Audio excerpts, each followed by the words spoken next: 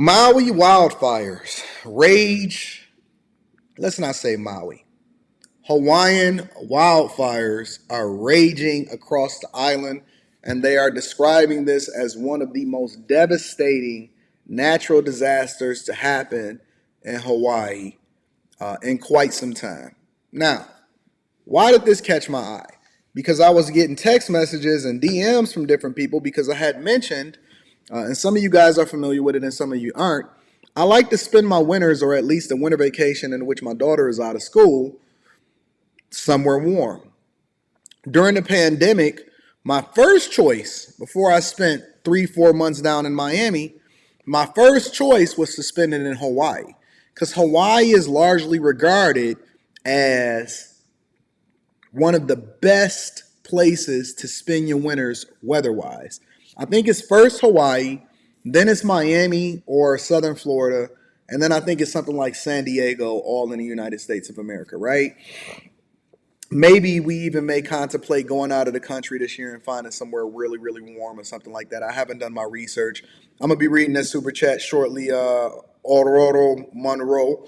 But I had contemplated switching it up and not going down to Miami for 3 to 4 months or even 2 to 3 weeks and going to Hawaii. And so I had already started looking at different residences and places, and it's super fucking expensive. It's incredibly expensive to live in Hawaii, to even book a vacation over New Year's Eve and during the winter break because A, it's a phenomenal place, B, it has the best weather in the United States, and then C, it's Hawaii. You know what I'm saying? It's one of the most beautiful places, or it very much was one of the most beautiful places in the United States of America. But recently, if you guys have not been familiar, it's probably glanced across your timeline and you just completely ignored it because it's not affecting you. But Hawaii is still a part of the United States and America. And there's devastation and wildfire. Shout out to Kerry. Shout out to Sir James. I'm going to be reading those super chats shortly.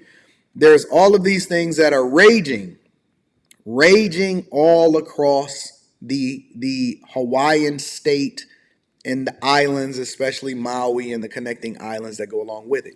So let's deep dive into it because we want to pray for our friends and family over there. Just because they're not necessarily here with us in this particular place does not mean, oh snaps, I need to make some adjustments. Let's see if I can get my camera up there. It does not mean that we should not keep them in our prayers and we should not know what's going on, all right? So make sure y'all hit a like for the YouTube algorithm, subscribe to the channel, and turn on your notifications. Let's get to it.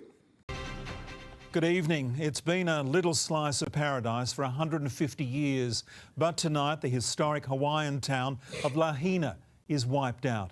The fire devastation across the island of Maui is staggering, with at least 55 people dead and another number of great concern, 1,000 still missing.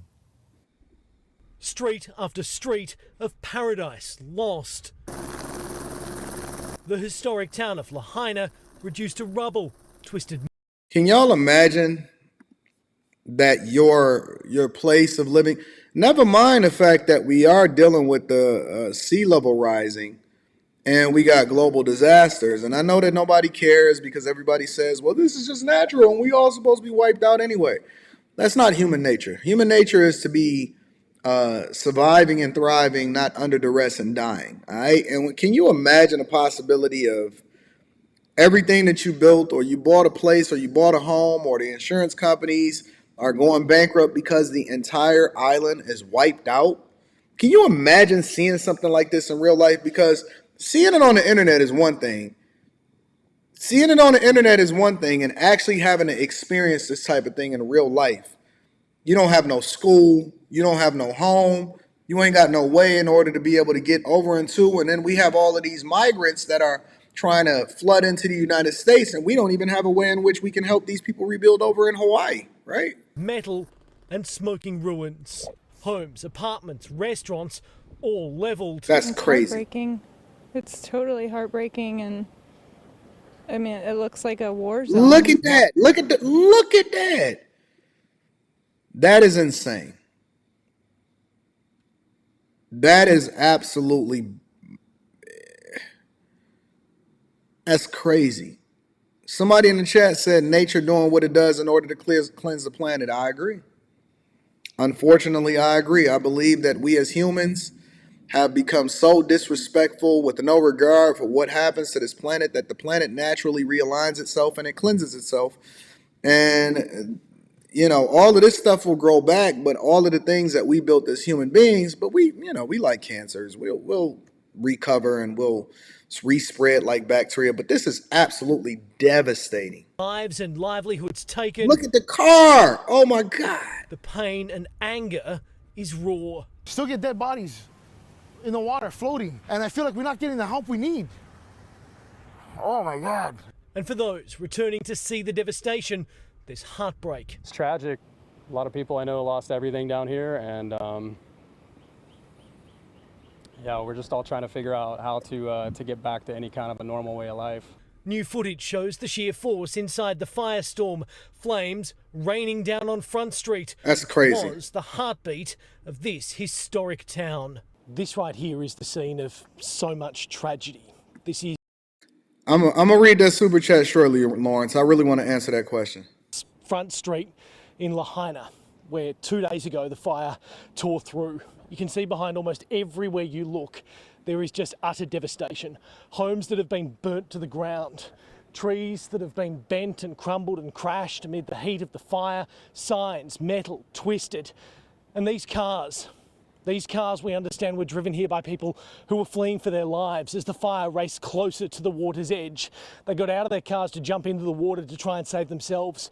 And what's left behind is the twisted metal, the tragedy, and just so much devastation. Australian Natalie Smith and her family lost their home and everything they have. But tonight, they are safe. She escaped with fire on both sides of the road. She thought she wasn't going to make it. A passenger captured this bird's eye. That looks wild. That looks absolutely insane. Listen, it's a lot of things that I know. I'm getting alerts right now saying, Anton, your boarding pass is now available to go over to Tokyo. I know it's a lot of things that I've seen, a lot of things that I know. I've been to a lot of places. I'm now starting to do a lot of international travel. But the one thing that I know about the United States of America, I was talking to a famous male singer, right? Good friend of mine. We exchanged phone numbers. Damn, should I be able to say his name? I don't want to say his name. I was talking to my homie. Actually, I'll say his name. I was talking to Pink Sweats, right? A lot of people are not familiar with Pink Sweats, but Pink Sweats is dope. He has a phenomenal music, whatever. And I was talking to Pink Sweats, and we was going back and forth on the phone or whatever. And he was telling me about being in Miami because he's in Miami and stuff. And so it's a lot of people that are famous and a lot of people that are friends of mine that actually watch my show. And so when I say things a lot of times, and now this is one of the things that you have to be careful of as a content creator, because you can't just say wild shit. You have to say stuff because you understand that the power of your words is affecting what people are doing every day, right? And so I was talking to him and I was like, fam, I know you bought a crib in Miami. You're doing well. Everything is going well. I love what you got to do. But fuck, man, I don't know if you should long-term invest in Florida and Miami, because these natural disasters is crazy, and the insurance companies are pulling out for a reason. And he like, Anton, I can't believe you telling me this and all of this other type of stuff, right? But my point is that one thing I know for sure is that every decision that I make personally and everything that I extend, as far as information, even into the bag chasers and the Patreon members, is based off of what I think that you should invest in and everything that you should be moving towards in the next 10, 20, 30, 40, 50 years. 10, 30, 40, 50 years, bro. Like, when you make an investment or when you make an adjustment or when you make a life change, don't do it based off of your current circumstances or what you think is going to happen within the next 3 to 5 years. Do it based off of what you think is going to happen within the next 10 to 20 to 30 years, right? And see, like, it's somebody in the chat right now and said, Florida's worth millions still. we not looking at what it is today. We looking at what it's going to be 20 years. Don't you know that the majority of what's happening down there near Miami, that Florida, southern Florida, and a lot of these coastal cities are literally either below or at ground or at zero sea level? Don't you know that they're literally at sea level or below sea level? That as we see these natural disasters occur and you see these, it's a reason why the insurance companies are running away from certain places, right? Insurance companies are now starting to divest themselves from certain parts of California. It's a reason why you see these hurricanes and they're getting worse and worse every single year. It's a reason why things are starting to become unaffordable, or you see people migrating to a certain place. And when you see everybody running to one place, you start to get cautious. Let me continue. Live view of the blaze, satellite images show what's left. We are going to need to house thousands of people. Thick black smoke just in the property next to ours. Do you know if your house is still standing? No, I don't think it is. 1,700 homes gone, and the death toll still climbs. We don't know how many people we have dead. When this is all said and done, we just don't know.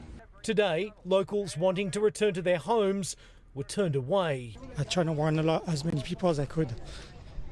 We tried. Tourists, the lifeblood of the island's economy. Somebody said, Mark Cuban lives in my building. If it's good enough for him, then it's good enough for me. Well, here's the thing. Mark Cuban at any point can jump on a private jet and move. Mark Cuban he's a billionaire. You not Mark Cuban. Respectfully.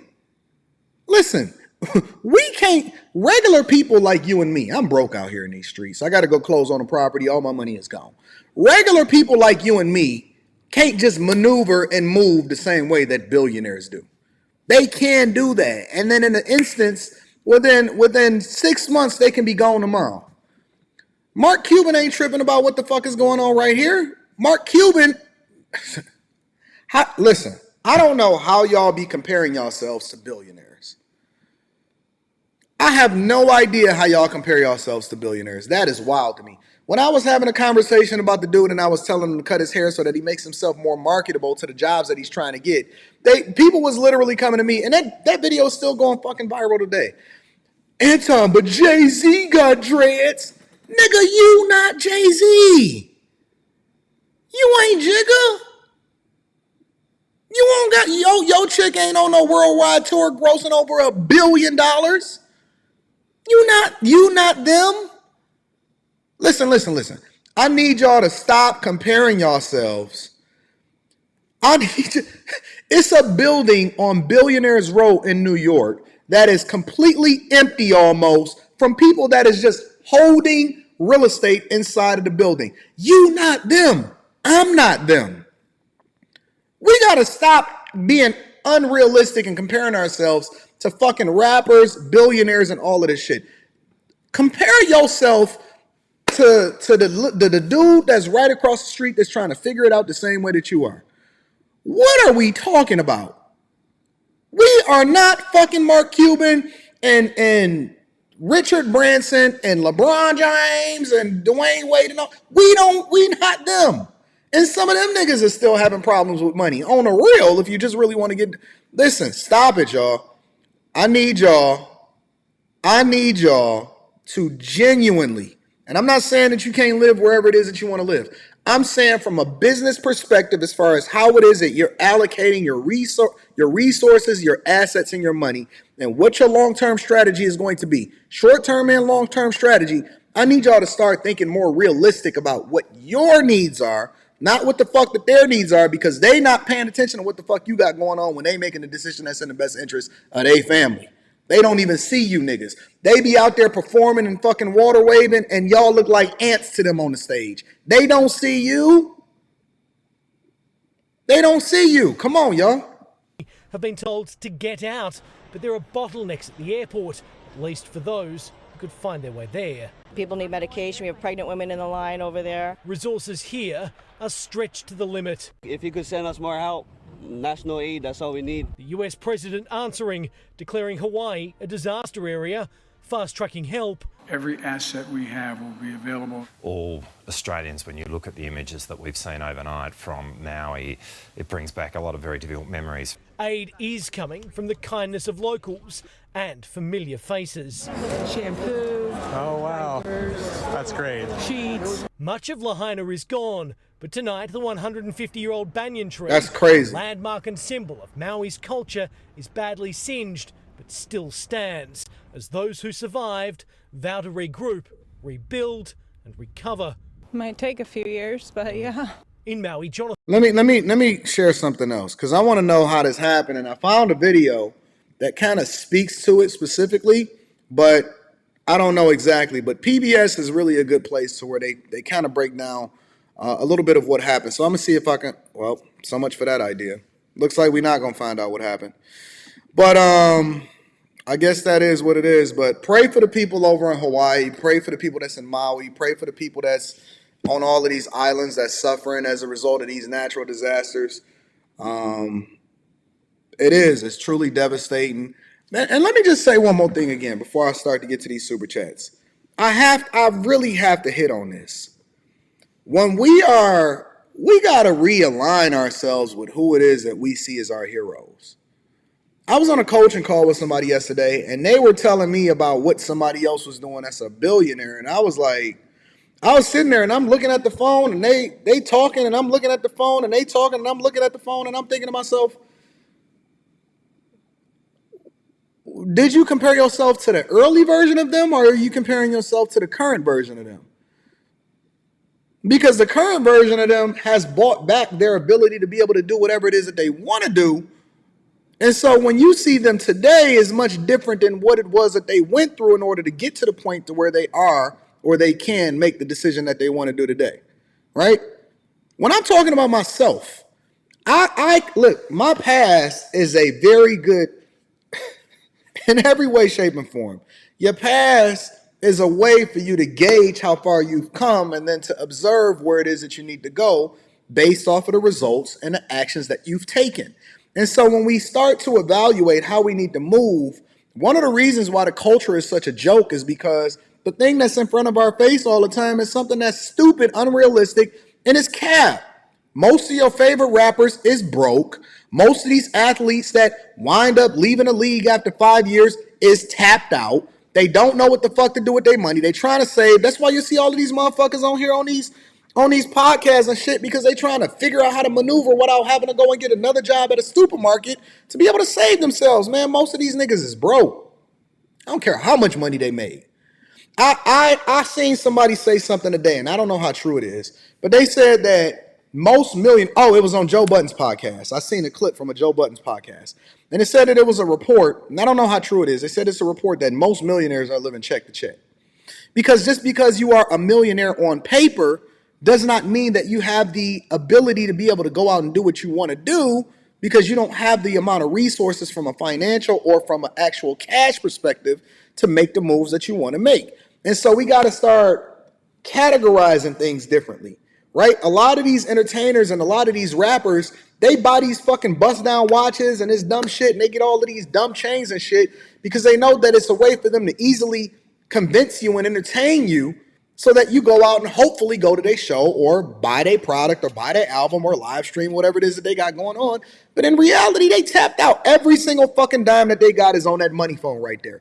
They don't have another dime to their name. It's all on that money phone that they holding up to their ear. You idolizing these niggas thinking that they doing it. In reality, these niggas gonna be tapped out and they gonna be trying to do an interview with me later on in order to try to secure a bag. And I'm gonna be like, listen, fam, my price is my price.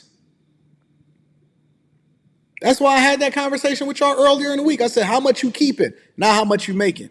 Yo, the decisions that we make every day have to be long-term. We have to start looking at ourselves differently. We need to get different heroes. We need to get different people for different portions of our lives in order to compare ourselves to, so that we can then make the right decisions long-term. You're thinking about it wrong. Y'all not these people. Y'all not them. You not them. They not them. A lot of these people, they not them. Oh man, Elon Musk don't even have a house. Elon Musk he live on a jet. You're not Elon Musk. We need to be more like Elon Musk. Elon Musk wasn't like Elon Musk before he was Elon Musk today. Did you read his book? I read it. He was sleeping on his friend's couch because he ain't had no fucking money and he had to borrow from his friends in order for him to survive because he put everything he had in a Tesla. He was sleeping on his homie's couch. He had no place to stay until he finally hit and the valuation of Tesla actually started to take off based off of the results. He invested in Tesla in 2008 at the height of the recession when you had 2 bankruptcies by American automakers, and Ford had mortgaged the fucking Ford logo in order for them to be able to survive. He was sleeping on his homie's couch. Man, we need to be like Elon Musk and have a bunch of fucking kids. Yeah, Elon Musk can have a bunch of kids now because he's Elon Musk now. He wasn't what you think the fuck he was before that. He's a fucking genius. Elon Musk, technically, from an IQ perspective, is a genius. And that nigga was couch surfing. So you gonna sit here and tell me about how you need to compare yourself to Jay-Z, Elon Musk, and all that. Man, if y'all get the fuck up out of here with that shit, y'all need to start being more realistic. Y'all think that these people is something? Man, these is humans. They bleed just like you. They struggle just like you. They got issues just like you. They backs is hurting. They got herniated discs. Man, if y'all don't start being realistic and wake the fuck up, if y'all don't wake the fuck up and start being realistic, you're going to find yourself under duress, getting mad at me. I hate fucking Anton because he being realistic with us. I'm just going to tell you the truth. I'm going to tell you the fucking truth.